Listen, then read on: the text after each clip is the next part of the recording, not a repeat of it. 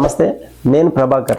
నేను నా గత 2 వీడియోల్లో కూడా ఎవరైతే హై రైజ్ రెసిడెన్షియల్లో ఉంటున్నారో వాళ్ళకి ఫైర్ సేఫ్టీ రిలేటెడ్ కొన్ని పాయింట్స్ అయితే చెప్పడం అయితే జరిగింది. అలాగే ఈ వీడియోలో కూడా నేను ఎవరైతే హై రైజ్ రెసిడెన్షియల్లో ఫ్లాట్ కొనుక్కోబోతున్నారో, ఆల్రెడీ కొనుక్కున్నారో, ఇంటీరియర్స్ చేయించుకుంటున్నారు అంటే వాళ్ళకి కోసమని ఒక 4 గుడ్ ప్రాక్టీసెస్ అయితే చెప్దామని ఈ వీడియో అయితే చేస్తున్నాను.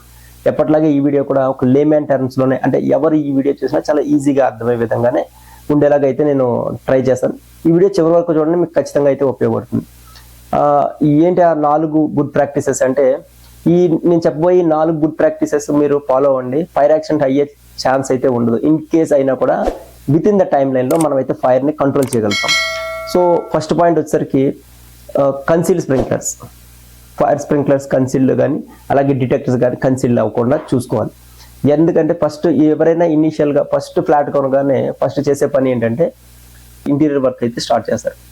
అలాంటి టైంలో మీరు ఉంటే కనుక మీరు ఇమ్మీడియట్గా మీ ఇంటీరియర్ వెండర్కి క్లియర్గా స్ట్రిక్ట్గా ఇన్స్ట్రక్షన్స్ ఇవ్వండి. బిల్డర్ ఇచ్చిన ఏదైతే ఫైర్ స్ప్రింక్లర్స్ అలాగే డిటెక్టర్స్ ఉంటాయో అవి ఫాల్ సీలింగ్లో కానీ కబోర్డ్లో కానీ కన్సీల్ అవ్వకూడదని మీరు స్ట్రిక్ట్గా ఇన్స్ట్రక్షన్స్ అయితే ఇవ్వండి. ఎందుకంటే అవి ఒకవేళ ఫాల్ సీలింగ్లో కనుక కన్సీల్ అయినా, కబోర్డ్స్లో కన్సీల్ అయినా రియల్ ఫైర్ ఎమర్జెన్సీస్లో అవి యాక్టివేట్ అవ్వవు, సెన్స్ చెయ్యవు. కాబట్టి అవి ప్రాపర్గా వర్క్ చేయాలంటే స్ప్రింక్లర్స్ కానీ డిటెక్టర్స్ కానీ కన్సీల్ అవ్వకుండా ఉండాలి. మీరు ఇంటీరియర్ వెండర్కి మీరు చెప్పకపోతే వాళ్ళు ఎటువంటి పరిస్థితుల్లోనూ 90% ఎటువంటి ఇంటీరియర్ పర్సన్ కూడా మనకి గైడ్ చేయడు. మీరు సెలెక్ట్ చేసుకున్న డిజైన్ ప్రకారం ఇది స్ప్రింక్లర్స్ కానీ డిటెక్టర్స్ కానీ కన్సీల్ అవ్వబోతున్నాయని మాత్రం మనకు చెప్పరు. ఎందుకంటే అలా చెప్తే వాళ్ళకి ఖచ్చితంగా లాస్ అయితే వస్తుంది. కాబట్టి డిజైన్ ప్రకారం వాళ్ళు మనకు గైడ్ చేయరు. తర్వాత ఎవరో మీ నైబర్స్ చూసో లేదంటే మీరే రియలైజ్ అయ్యి ఇక్కడ స్ప్రింక్లర్స్ ఉండాలి ఏవి అని మీరు అడిగినప్పుడు నై బోలానా సాబ్ అంటాడు వాడు. వాళ్ళ నుంచి ఎటువంటి మనకి ఆన్సర్ రాదు. కాబట్టి మీరే ఇనిషియేట్ తీసుకుని వాళ్ళకైతే స్ట్రిక్ట్గా ఇన్స్ట్రక్షన్స్ ఇవ్వాలి. అవి కన్సీల్ అవ్వకూడదని మీరు క్లియర్ కట్గా వాళ్ళకి చెప్పాలి. సెకండ్ పాయింట్ వచ్చేసరికి డెబ్రీ స్టోరేజ్. ఈ ఇంటీరియర్ వర్క్ జరిగేటప్పుడు ఏం చేస్తారంటే జనరల్గా ఒక రూమ్లో మొత్తం డెబ్రీ అంతా స్టోర్ చేసి ఎప్పుడో నెలకు 2 వారాలకో సర్దిద్దాంలే అని వాళ్ళు రిలాక్స్గా ఉంటారు. అలా ఎప్పుడు చేయకూడదు. మీరు స్ట్రిక్ట్గా ఇన్స్ట్రక్షన్స్ ఇవ్వండి. అది పీరియాడికల్గా వాళ్ళు ఎయిదర్ బిల్డర్ తీస్తారా ఆ క్లియరెన్స్, లేదంటే మీ ఇంటీరియర్ పర్సన్ తీస్తారా, మీ అగ్రిమెంట్ టర్మ్స్ అండ్ కండిషన్స్ ఎలా ఉన్నాయో ఆ టర్మ్స్ అండ్ కండిషన్స్ ప్రకారం వాళ్ళని పీరియాడికల్గా క్లీన్ చేయమని మీరైతే ఇన్స్ట్రక్షన్స్ ఇవ్వాలి. ఎందుకంటే ఈ ఫ్లాట్ లోపల వర్క్ చేసే ఇంటీరియర్స్ ఎలాగా బిహేవ్ చేస్తారో మీరు లేనప్పుడు అనేది మీకు తెలియదు. కాబట్టి మీరు స్ట్రిక్ట్గా వాళ్ళకి ఇన్స్ట్రక్షన్స్ ఇచ్చి అది పీరియాడికల్గా క్లీన్ చేయాలి. అలాగే ఆ క్లియర్ చేసింది బేస్మెంట్ ఆర్ ఎనీ ఒక డిజిగ్నేటెడ్ లొకేషన్ అక్కడ మాత్రమే పోయాలి. ఎక్కడ పడితే అక్కడ పాడేసినా అది ఒక ఫైర్ హజార్డ్గా తయారవుతుంది. కాబట్టి మీరు దాన్ని పీరియాడికల్గా క్లియర్ చేసుకోవాలి. దాన్ని సేఫ్ డిజిగ్నేటెడ్ ప్లేస్లో మాత్రమే డెబ్రీ అనేది స్టోర్ చేయాలి. అలాగే ఇంటీరియర్ వెండర్కి ఇంకొక ఇన్స్ట్రక్షన్స్ మీరు ఇవ్వాలి.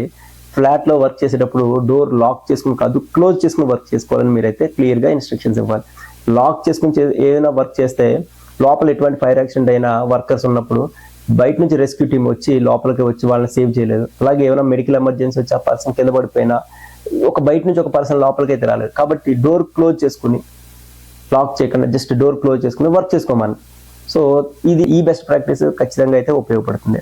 మూడో పాయింట్, బిల్డర్ ఏదైతే మీకు స్ప్రింక్లర్స్ ఇస్తాడో అలాగే ఆ స్ప్రింక్లర్స్కి అలాగే డిటెక్టర్స్కి క్యాప్స్ ఉంటాయి.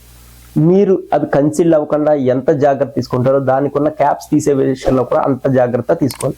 క్యాప్స్ కనుక వాటికి ఉంటే అవి ప్రాపర్గా టైంకి యాక్టివేట్ అవ్వవు. కాబట్టి మీరు మీ మెయింటెనెన్స్ టీమ్కి చెప్పి మీరు లివింగ్కి వచ్చే ముందే దాన్ని క్లియర్గా క్యాప్స్ రిమూవ్ చేసుకుని డిటెక్టర్స్ కానీ స్ప్రింక్లర్స్ కానీ క్యాప్స్ రిమూవ్ చేసుకోవాలి. స్ప్రింక్లర్స్కి అయితే ఆరెంజ్ కలర్ క్యాప్స్ ఉంటాయి, డిటెక్టర్స్కి అయితే రెడ్ కలర్ క్యాప్స్ ఉంటాయి. సో అవి తీయకపోతే ప్రాపర్గా టైంకి యాక్టివేట్ కావు. నాలుగోది, ఈ ఇంటీరియర్స్ అన్ని కంప్లీట్ అయిపోయాక నెక్స్ట్ జరిగే మేజర్ ఈవెంట్ ఏంటంటే హౌస్ వార్మింగ్.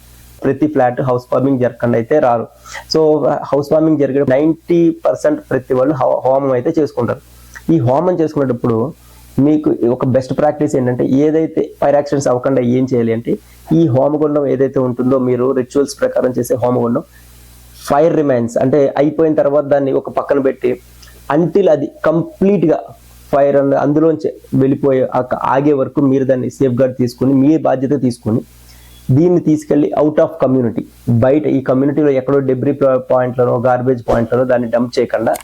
ఎందుకంటే మీరు పాడేశాక కూడా మీరేమనుకుంటారంటే అందులో అంతా క్లియర్ అయిపోయింది అనుకోవచ్చు.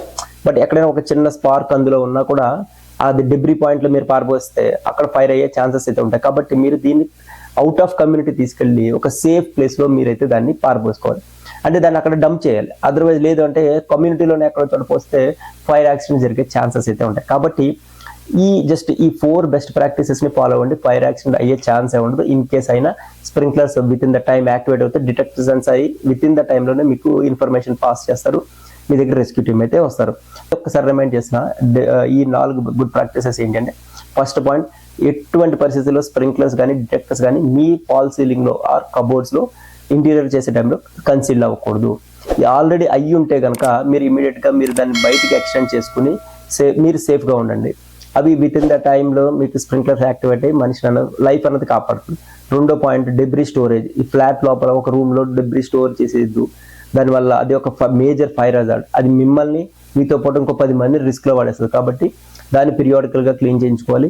అలాగే వెండర్స్ ఎవరైతే వర్క్ చేస్తూ ఉంటారో వర్కర్స్, వాళ్ళు లోపల నుంచి డోర్ లాక్ చేసుకోకుండా క్లోజ్ చేసుకుని డోర్ని వర్క్ అయితే చేసుకోమనండి. ఎందుకంటే రెస్క్యూ టీమ్ ఏదైనా అవసరం అయితే మేజర్ ఫైర్ అయినా మెడికల్ ఎమర్జెన్సీ కావాలన్నా ఒక పర్సన్ లోపలికి రావాలంటే అది ఈజీ అవుతుంది వాళ్ళకి. మూడో పాయింట్, స్ప్రింక్లర్కి డిటెక్టర్స్కి క్యాప్స్ ఉంటాయి.